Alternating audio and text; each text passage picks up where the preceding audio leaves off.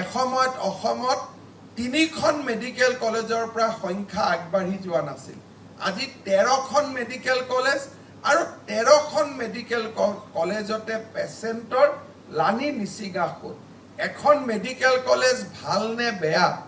তাক সাংবাদিক ৰাজনীতি কৰা ব্যক্তি বা প্ৰবন্ধকাৰে তাক প্ৰমাণ নকৰে তাক প্ৰমাণ কৰে যে মেডিকেলৰ সন্মুখত পেচেণ্ট কিমান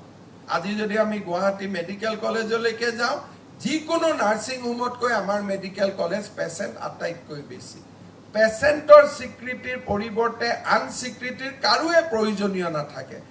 আজি অসমৰ টোটেল ৰোগীৰ 85% ৰোগীৰ কাম চৰকাৰী খণ্ডত হয় 15% ৰোগীৰ কামহে নাৰ্ছিং হোমত হয় অৰ্থাৎ আমাৰ আজি নিজৰ কেপাচিটি বাঢ়িছে আমি নিজে কাম কৰিব পাৰিছো আৰু অসমৰ যুৱক যুৱতীয়ে এটা নতুন দিনৰ আৰম্ভণি কৰিছে